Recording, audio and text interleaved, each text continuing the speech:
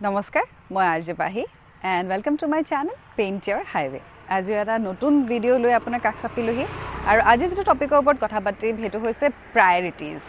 মানে আমি লাইফত কি বস্তু প্ৰায়োৰিটাইজ কৰাটো উচিত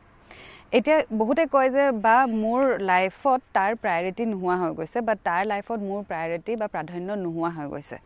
সো হেতু কোৱাৰ আগতে আপোনাৰ পৰা মই জানিব বিচাৰিম সৰুতে আমাৰ মাহতে আমাৰ প্ৰায়োৰিটিজবোৰ সেট কৰি নিদিয়ে জানো মানে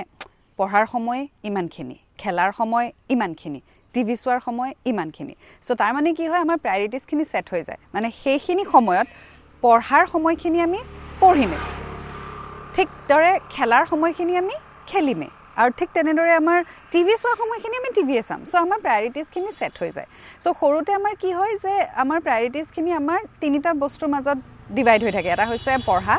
এটা হৈছে খেলা আৰু এটা হৈছে আমাৰ ফ্যামিলি সো এই তিনিটাৰ মাজত আমাৰ প্ৰায়োৰিটিজখিনি সেট হৈ থাকে সো এই কাৰণে আমাৰ বেছি প্ৰবলেম নহয় ব্যালেন্স কৰোতে কিন্তু যেতিয়া আমি ডাঙৰ হৈ গৈ থাকো যেতিয়া আমাৰ জীৱন আমাৰ স্টাৰ্ট হয় আমি বয়স বাঢ়ি গৈ থাকে আমাৰ লাইফত বহুত বস্তু আহি গৈ থাকে ঠিক আমাৰ মানুহ বেছি বাঢ়ি গৈ থাকে আমাৰ জীৱনত আমি বহুত মানুহ লগ পাওঁ ফ্ৰেন্ডছ হৈ যায় তাৰ পিছতে আমাৰ পঢ়াৰ প্ৰেছাৰ বাঢ়ি গৈ থাকে তাৰ পিছতে আমাৰ ভাল লগা মানুহ আমি লগ পাই যাওঁ যাক আমাৰ ভাল লাগে হয়তো আমি প্ৰেমতো পৰি যাওঁ সো তেনেকৈ আমাৰ প্ৰায়োৰিটিজ বিলাকৰ মাজত আমাৰ সেগমেন্টছবোৰ বাঢ়ি গৈ থাকে বা ৰিলেশনবোৰ বাঢ়ি গৈ থাকে আগতে যেটো সৰু আছিল পঢ়া টিভি ফ্যামিলি এতিয়া তাত পঢ়া TV family friends social life বহুত বস্তু সোমাই যায় সো তেতিয়া কি হয় যেতিয়া আপোনাৰ লাইফত পাৰ্টনাৰ আহে বা আপোনাৰ গাৰ্লফ্ৰেণ্ড আহে তেতিয়া এনেকুৱা হৈ যায় যে আপোনাৰ গাৰ্লফ্ৰেণ্ডৰ প্ৰায়োৰিটিটো নোহোৱা হৈ যায় বা আপোনাৰ ফ্ৰেন্ডে এটো কয় যে ও গাৰ্লফ্ৰেণ্ড পালি তো এতিয়া মানে আমি পাহৰি গলে আমাৰ দোস্তক পাহৰি গলে ঠিক তেনেকে গাৰ্লফ্ৰেণ্ডে এটো কয় যে আচ্ছা মই তোমাৰ লাইফত আহিছো তোমাৰ কাৰণে ফ্ৰেন্ডছ বেছি প্ৰয়োজন তা মানে আমি প্ৰয়োজন নহয় এইবোৰ হয় না এটা কথাটো হল আমি প্ৰায়োৰিটিজবোৰ লাইফত ব্যালেন্স কৰিব লাগিব কেনেকৈ ব্যালেন্স কৰিব লাগিব হেতু আপোনাৰ ওপৰত ডিপেন্ড কৰে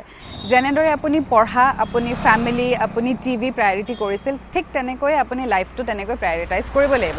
গাৰ্লফ্ৰেণ্ড আহি যোৱা মানে এটো নহয় যে আপুনি ফ্ৰেণ্ডক পাহৰি যাব আৰু ফ্ৰেন্ডছ থাকে মানে এটো নহয় আপুনি গাৰ্লফ্ৰেণ্ড পাহৰি যাব সো আপুনি হেতু ব্যালেন্স কৰিব লাগে বেষ্টেছ আপোনাৰ পাৰ্টনাৰক আপোনাৰ ফ্ৰেন্ডছৰ লগত চিনাকি কৰাওক মিক্স কৰি দিয়ক দুইটাক প্যাৰেলেলি লৈ যাওক তেতিয়া আপোনাৰ প্ৰবলেম নহয় আপোনাৰ ফ্ৰেন্ডছ আপোনাৰ ফ্যামিলি আপোনাৰ সোশ্যাল লাইফ আপোনাৰ গাৰ্লফ্ৰেণ্ড আপোনাৰ